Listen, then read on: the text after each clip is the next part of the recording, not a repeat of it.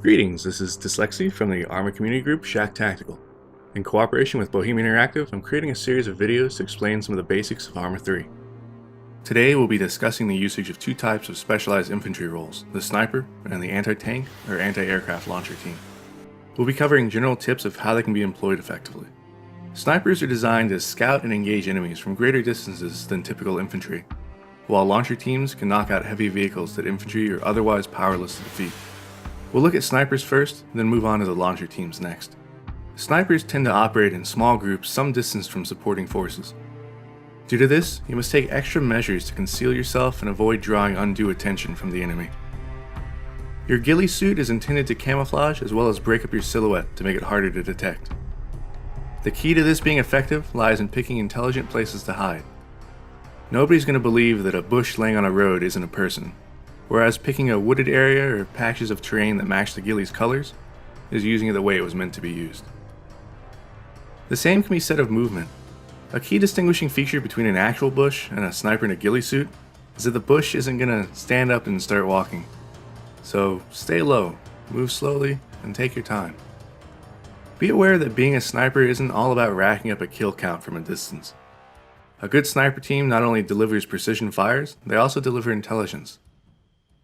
Spotting the enemy and communicating this to the rest of the team can be more significant than just popping off shots. Sometimes you'll do far more damage simply by talking your teammates through an area, warning them of dangers, or helping them to focus their efforts.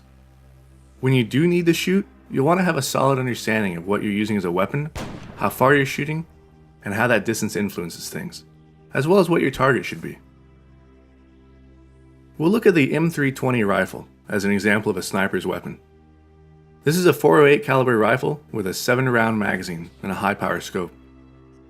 Looking through the scope reveals a standard mil-dot reticle. This is a first focal plane reticle, which means that the reticle scales according to the zoom level. The details of how mil-dot ranging works is a bit beyond this video, but if you intend to be a high-speed sniper, you'll want to look into it. Usage of a rangefinder simplifies the process, which most sniper spotter teams will have access to in some form. Arma 3 allows you to adjust your sight ranging. Once you know the range to your target, simply adjust as needed and the center of your crosshair will correspond to that distance. Bear in mind that at extended ranges, the bullet will fly significantly above your point of aim during its flight to the target and will strike with less force than at closer ranges. When you're preparing for an engagement, choose your targets carefully. Focus on high-value targets, leaders, people with powerful weapons, and similar. You generally want to aim for the center of the visible mass of whatever you're shooting at. While headshots can be achieved at closer ranges, a good chest or upper torso hit will kill just as well, and has a benefit of offering a larger target area and less chance for a near miss. You'll want to fire from the most stable stance available to you. Good positions will generally allow you to fire from the prone or in a sitting posture if grass obscures a prone perspective. Before firing, make use of your breath hold key. By default, this happens when holding your right mouse button down. This will help to give you temporary aim stabilization and is essential for long-range accuracy. Be precise. A single shot is hard to detect, so make your first one count. Remember that firing repeatedly from the same location makes it much easier for the enemy to find you and return fire.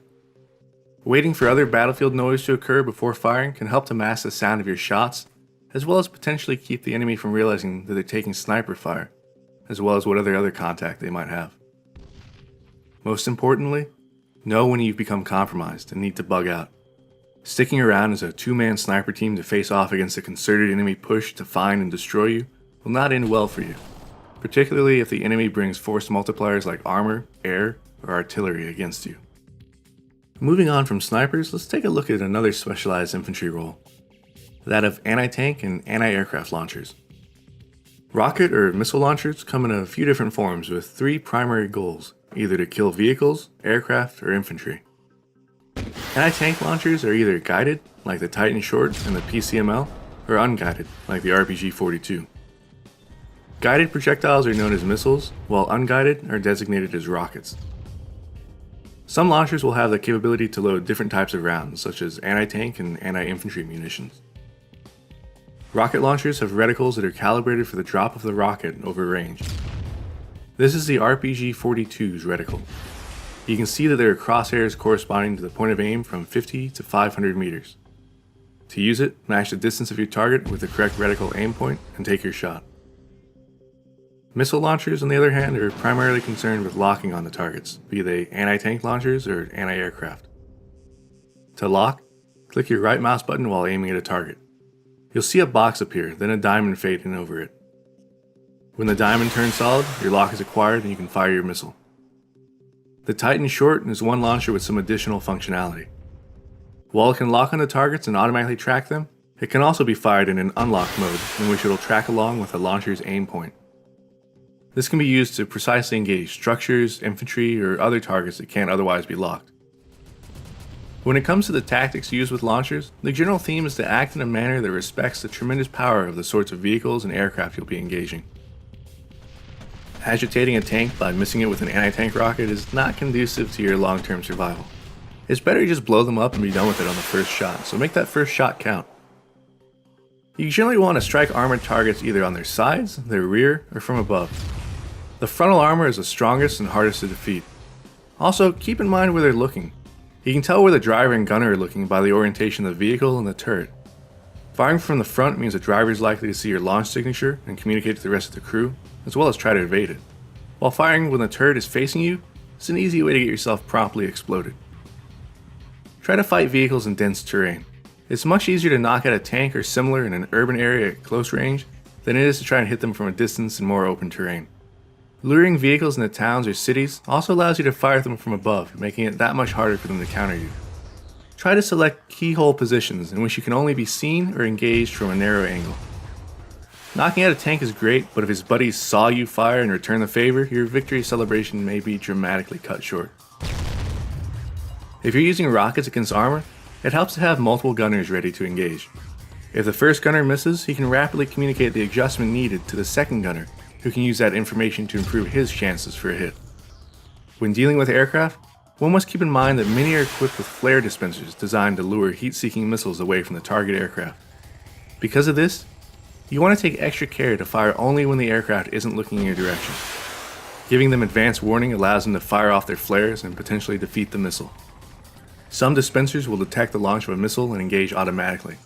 If this is the case, you may need to fire 2 missiles in rapid succession to get a higher probability for a kill. 2 separate anti-air gunners are ideal for this. Try to hit the aircraft when they're slow, and if possible, engage them from the rear or sides for maximum effect. The key to survival, whether you're an anti-tank or anti-aircraft gunner, is to stay aware of your environment. Stay aware of the enemy threat, and employ your weapons such that the odds are stacked as highly in your favor as possible. As with all things, practice makes perfect. The more time you invest in learning how to fight tanks and aircraft as a launcher-equipped infantry, the more likely you are to succeed when it matters. For more community guide videos, be sure to subscribe to the official Arma 3 YouTube channel. For other Arma 3 updates, keep track of the official website, Facebook, and Twitter pages. If you'd like more in-depth tutorial and multiplayer gameplay of Arma 3 and previous Arma games, I'd also recommend you check out my channel here. This is Dyslexy, and I'll see you on Altus.